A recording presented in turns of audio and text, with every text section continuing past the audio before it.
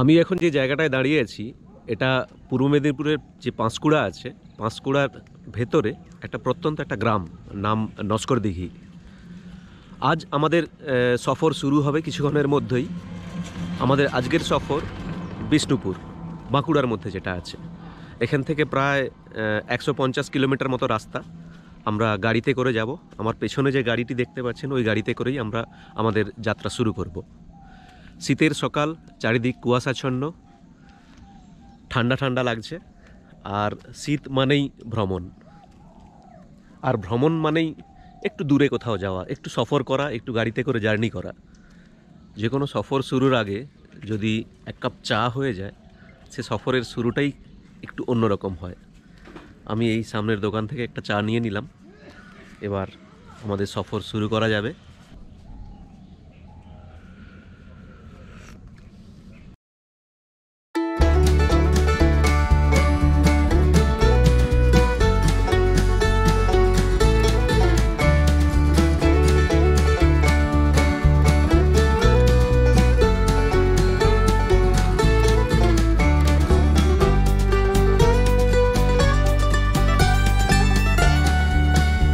যে রাস্তা দিয়ে আমরা বিষ্ণুপুর চলেছি, এই রাস্তা দিয়ে খড়গপুর, মেদিনীপুর, শালবনী, চন্দ্রকোনা রোড, তারপর আরও উত্তরে গেলে বিষ্ণুপুর। কিছুটা আগেই পড়বে গড়বেতা। আর গড়বেতার বিখ্যাত ভ্রমণস্থান হলো গনগনি। হাতে অঢেল সময়, তাই একবার ওই জায়গাটা দেখে নেওয়ার সুযোগ হাতছাড়া করা গেল না। পৌঁছে গেছি গনগনি। খুব তাড়াতাড়ি পৌঁছে যাওয়ার জন্য একটাও লোকজন নেই। এটা অ্যাকচুয়ালি আমার ব্যাকগ্রাউন্ডে যেটা দেখতে পাচ্ছেন, এটা হলো গিয়ে গনগনি পিকনিক স্পট। যে জন্য গনগনি বিখ্যাত সেটা হচ্ছে গিয়ে ওই গ্র্যান্ড ক্যানিয়ন অফ বেঙ্গল। তো ওই জায়গাটাতে যাব, ওর জন্য সিঁড়ি দিয়ে কিছুটা নিচে নামতে হবে, নেমে ওই জায়গাটায় যাব। চলুন যাওয়া যাক। ঢোকার পথে একটি লাল পাথুরে জমি দেখতে পাবেন, যা নিচে একটি উপত্যকার দিকে নেমে গেছে, যেখানে শিলাবতী নদীর গিরিখাতটি ল্যাটেরাইট মাটির ক্ষয়কার্যের ফলে স্পষ্ট হয়ে দেখা যায়। বাতাস এবং জল লক্ষ লক্ষ বছর ধরে এই গিরিখাতটি তৈরি করেছে। স্থানীয়রা এটিকে গনগনি ডাঙ্গা নামেও ডেকে থাকে। স্থানীয় লোককাহিনী অনুসারে মহাভারতের কেন্দ্রীয় চরিত্র পাণ্ডবরা তাদের নির্বাসনের সময় এখানে এসেছিলেন। বকাসুর নামের এক রাক্ষস তখন এই জায়গায় শাসন করছিল। বকাসুর তার প্রতিদিনের মাংসের প্রয়োজনের জন্য কাছের গ্রামের একজন ব্যক্তিকে দাবি করত। পাণ্ডবরা এখানের এক ব্রাহ্মণ পরিবারের সঙ্গে থাকছিলেন। একদিন তাদের পালা পড়ে বকাসুরের কাছে যাওয়ার। মা কুন্তির নির্দেশে ভীম যেতে রাজি হলো। কয়েকদিন ধরে বকাসুর ও ভীমের যুদ্ধ চলেছিল এবং এই যুদ্ধে ভীম বকাসুরকে হত্যা করে। আর এই যুদ্ধে জায়গাটি কুঁচকে ও গুঁড়িয়ে গিয়ে এই আকার ধারণ করেছে, যা আজ গঙ্গনি নামে পরিচিত। মাটি ক্ষয়ে যে তৈরি হয় যে সব জিনিস, সেই ধরনেরই লাগছে। এই সরু একটা গলির মধ্য থেকে নদীর দিকে যাওয়া যাচ্ছে। খুবই ঘন জঙ্গল আশেপাশে, তো তবুও যাচ্ছি আমরা। দেখা যাক, বেশ একটা থ্রিল ভাব লাগছে, বেশ ভয় ভয় ভাব, আশেপাশে কেউ নেই। এটা বেশ সুন্দর, দারুণ অনুভূতি একটা।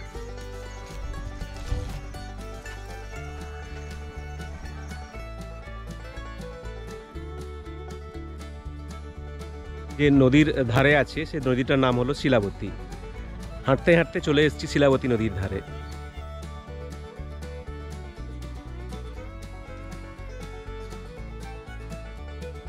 আমাদের পরবর্তী গন্তব্য মন্দিরনগরী বিষ্ণুপুর। বাঁকুড়া জেলার মহকুমা শহর বিষ্ণুপুর আদিতে বনবিষ্ণুপুর নামে খ্যাত ছিল। এই বনবিষ্ণুপুর ছিল প্রাচীন মল্লভূম রাজ্যের রাজধানী। রাজ্যটি আজকের বাঁকুড়া, বর্ধমান, মেদিনীপুর, মুর্শিদাবাদের কিছু অংশ এবং বিহারের ছোটনাগপুর অঞ্চল পর্যন্ত বিস্তৃত ছিল।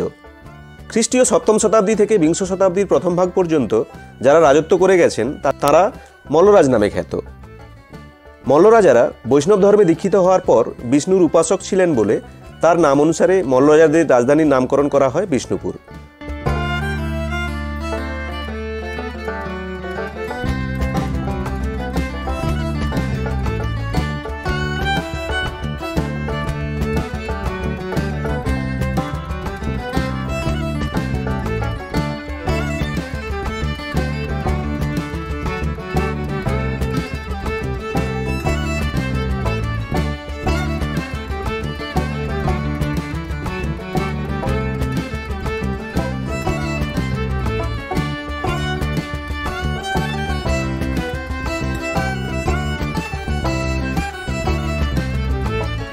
মল্লরাজা বিরামবীর আনুমানিক ১৬০০ খ্রিস্টাব্দে রাসমঞ্চ প্রতিষ্ঠা করেন। মল্লরাজাদের আমলে বার্ষিক রাস উৎসবের সময় বিষ্ণুপুরের যাবতীয় রাধাকৃষ্ণ বিগ্রহ জনসাধারণের দর্শনের জন্য এখানে আনা হতো। ১৬০০ খ্রিস্টাব্দ থেকে ১৯৩২ খ্রিস্টাব্দ পর্যন্ত রাস উৎসব হয়েছে। এ এক অভিনব স্থাপত্য যা ভারতবর্ষের কোথাও দেখা যায় না। এর নিচের বেদি মাকড়া পাথরের তৈরি আর উপরের স্থাপত্য ইটের। সৌধটির উপরের দিকটি পিরামিডাকৃতি, মাঝের দিকটি বাংলা চালার ন্যায় এবং নিচের খিলানগুলি ইসলামিক বা মুসলিম স্থাপত্যের ন্যায়।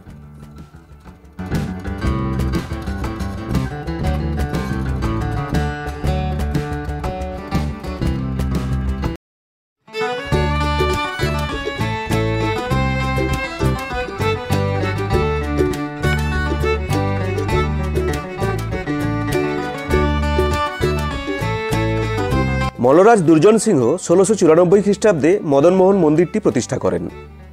এখানে নিচের দিকে পশু পাখি, কৃষ্ণলীলা, দশাবতার ও অন্যান্য পৌরাণিক কাহিনী ভাস্কর্যে রূপায়িত হয়েছে, আর উপরের দিকে আছে যুদ্ধদৃশ্য। মদনমোহন মন্দিরের ভিতরের দিকে ড্রাগন সদৃশ পৌরাণিক ভাস্কর্যও দেখা যায়। মদনমোহন ঠাকুরের নিত্যসেবা, রাস, দোল ও নামযজ্ঞ এখনও হয়ে চলেছে।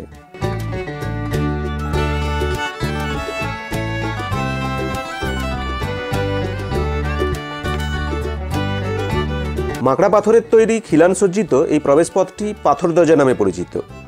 এটিই ছিল বিষ্ণুপুরের প্রাচীন দুর্গের উত্তর দিকের প্রবেশপথ। তোরণ মধ্যস্থ প্রবেশপথের দুই দিকে সৈন্য সমাহারের উপযোগী ছিল এই দ্বিতল দালান।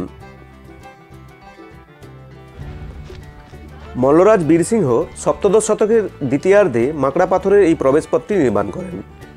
এর ডান দিকে মূর্চার পাহাড়ে মহাষ্টমীর সন্ধিক্ষণে কামানের গর্জন হয়। এই কামানের শব্দে মৃন্ময়ী মাতার মন্দির ও অন্যান্য দুর্গামণ্ডপে বলিদান হয়।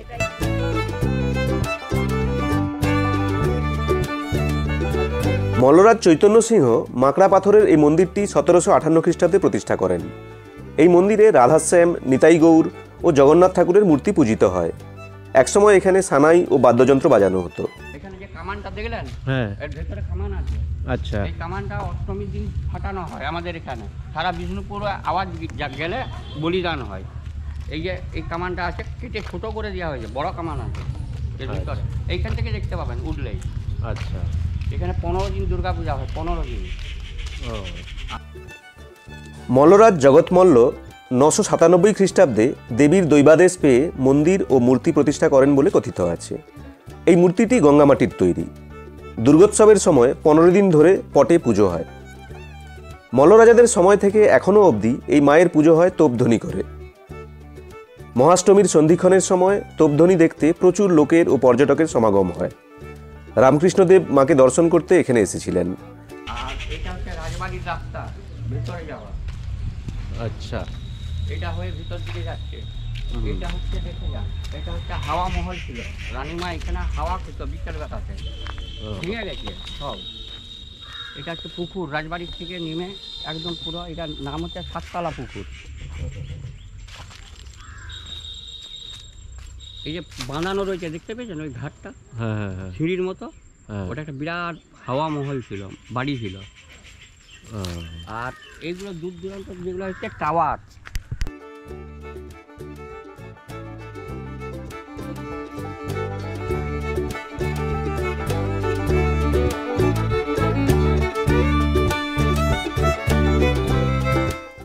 জোড়বাংলা মন্দিরটি মল্লরাজ প্রথম রঘুনাথ সিংহ ১৬৫৫ খ্রিস্টাব্দে প্রতিষ্ঠা করেন।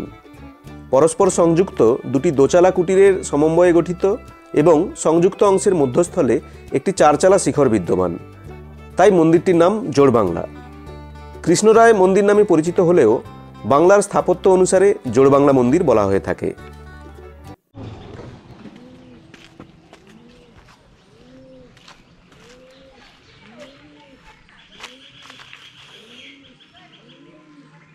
এটা কৃষ্ণ বলরামের মন্দির। সংস্কারের অভাবে পুরো গাছগাছালি ছেয়ে ফেলেছে মন্দির দুটোকে, কিন্তু দেখতে খুব সুন্দর লাগছে। ঐতিহাসিক গুরুত্ব আছে এই মন্দিরগুলোর।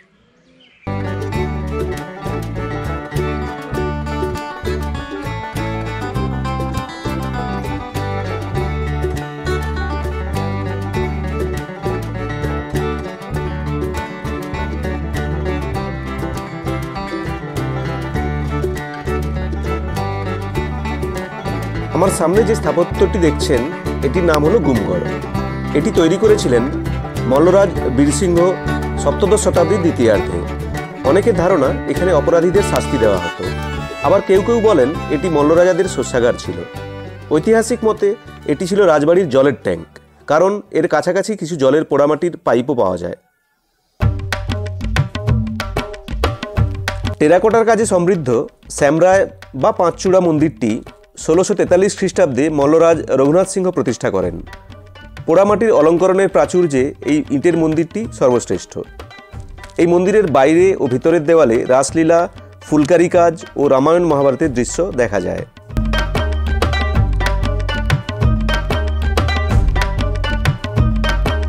দলমর্দন থেকে অপভ্রংশ হয়ে দলমাদল। দল শব্দের অর্থ শত্রু, মর্দন শব্দের অর্থ দমন। কথিত আছে 1742 খ্রিস্টাব্দে নগরদেবতা এই কামান থেকে গোলাবর্ষণ করে ভাস্কর রাওয়ের নেতৃত্বে আক্রমণকারী বর্গী বাহিনীকে বিতাড়িত করেছিলেন। সেই থেকে এই কামানটির নাম দলমর্দন। 63টি লোহার আংটা পেটাই করে এটি তৈরি করা হয়। এর ওজন প্রায় 300 মণ বা 112 কুইন্টাল।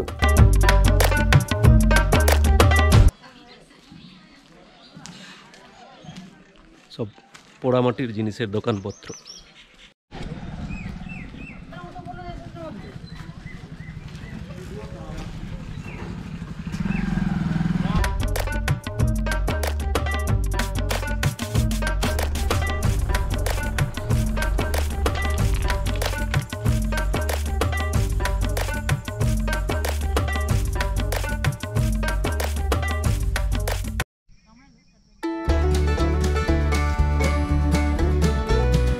পিছনটা হচ্ছে পুরো এয়ার স্ট্রিপ, অনেক চওড়া এরিয়া জুড়ে, অনেকটা এরিয়া জুড়ে, যেটাকে চাথাল বলা হচ্ছে বা এয়ারফিল্ড ছিল যে সময়। এখানে দ্বিতীয় বিশ্বযুদ্ধের সময় প্লেন ওঠানামা করত। এই জঙ্গলমহলের মাঝে এখন তো চারিদিকে লোকজন নেই, কিন্তু কোনো এক সময় এখানে লোকজন ছিল এবং দ্বিতীয় বিশ্বযুদ্ধের সময় এই এলাকাটা খুবই প্রসিদ্ধ ছিল।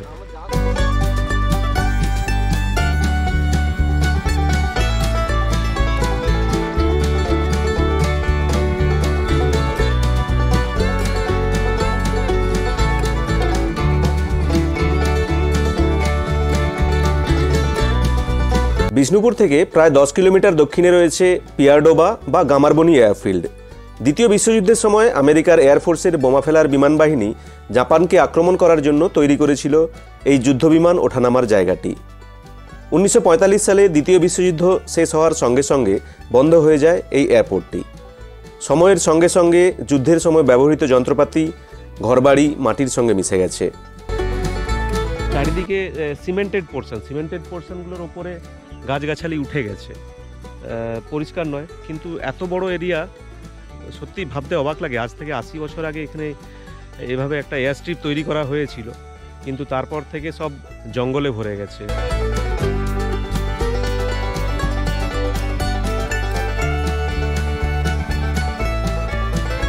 আমার ভিডিওটি ভালো লাগলে অবশ্যই লাইক করবেন, শেয়ার করবেন আপনার পরিচিতদের সঙ্গে। আর এখনও সাবস্ক্রাইব না করে থাকলে সাবস্ক্রাইব করে বেল বোতামটি টিপে দেবেন নতুন ভিডিও আপডেটের জন্য। আমি আবার ফিরে আসবো নতুন জায়গার ভিডিও নিয়ে।